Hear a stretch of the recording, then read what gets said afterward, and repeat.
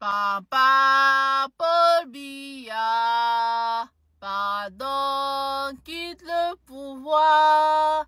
Nous sommes fatigués du même système.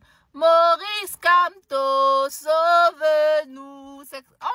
J'aurais appris que ça, c'est le prochain hymne de chez... Hey! C'est-à-dire que Maurice Kamto peut donner les insomnies au système comme ça. C'est-à-dire que le système, le pouvoir en place aurait dit, ou bien aurait dit que la candidature de Maurice Kamto n'est pas valable. Que Maurice Kamto n'est... Mais comment il vous fait trembler comme ça? J'ai l'impression que la stratégie de Maurice Kamto est de faire montrer au monde entier les failles de notre système camerounais. De montrer à quel point nous sommes, donc de montrer à quel point chez nous, notre système est fébrile et a trop de failles. Et il a raison. Déjà, quand il est arrivé à l'aéroport hier, vous avez vu à quel point il était escorté. C'est-à-dire qu'on l'escorte, il ne vous sert à rien, mais comment vous l'escortez comme le président? Donc, quand on dit que c'est le président élu, c'est vrai en réalité. Parce que sinon, pourquoi est-ce que vous passez le temps à l'escorter? C'est-à-dire que le gars ne peut même pas lâcher un pet-pet que poum, comme ça. Même s'il lâche le pet-pet là, vous allez qu'être derrière lui.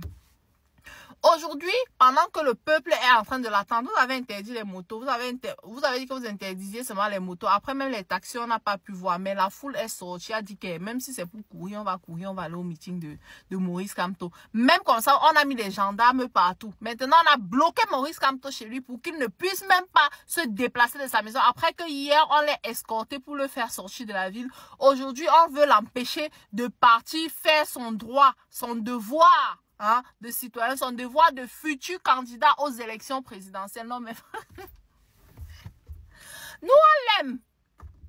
Je suis sûre que même les policiers qui sont là dehors en train de faire comme s'ils étaient trop en train de vouloir contrôler le système là, ils le font simplement parce qu'ils savent qu'ils n'ont pas le choix ou bien. Mais au fond de là, si ça fait que eux-mêmes ils seront d'abord dans les hangas, c'est pas possible.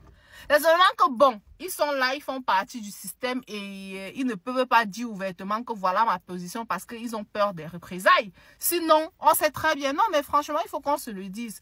Moi, je ne fais pas partie de ceux qui insultent notre président. Hein. Mais à un moment donné, à un certain âge, ça n'importe qui part en retraite. Qu'on laisse la place à d'autres personnes, il est hors de question, il est inadmissible que je sois né, j'ai trouvé un président en place et que aujourd'hui je suis en train d'avoir mes enfants qui peut-être je vais laisser encore le président en place et je vais même mourir à lui imprimer mon frère.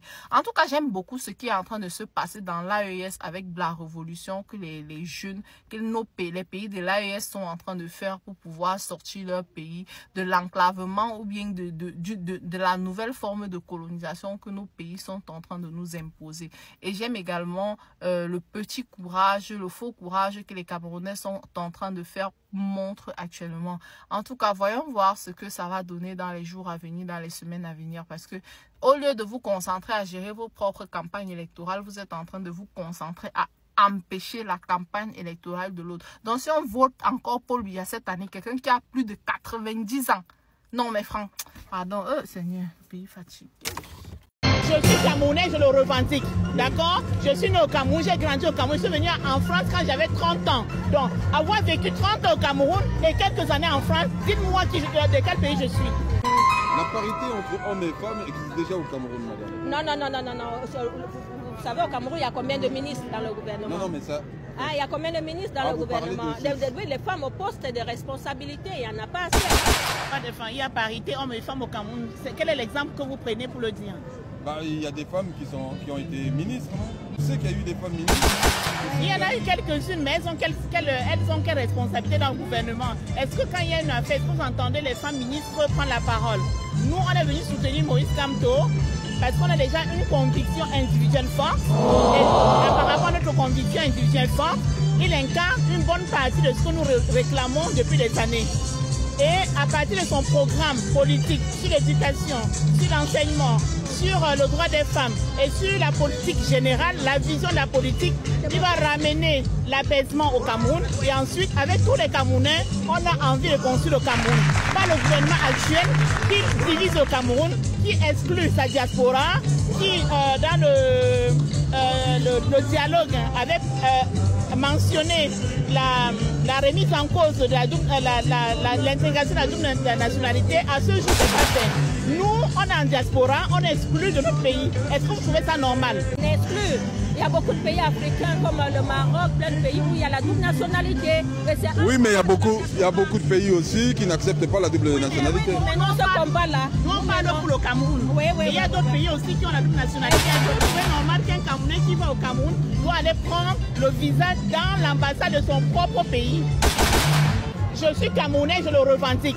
D'accord? Je suis né au Cameroun, j'ai grandi au Cameroun. Je suis venu en France quand j'avais 30 ans. Donc, avoir vécu 30 ans au Cameroun et quelques années en France, dites-moi de quel pays je suis.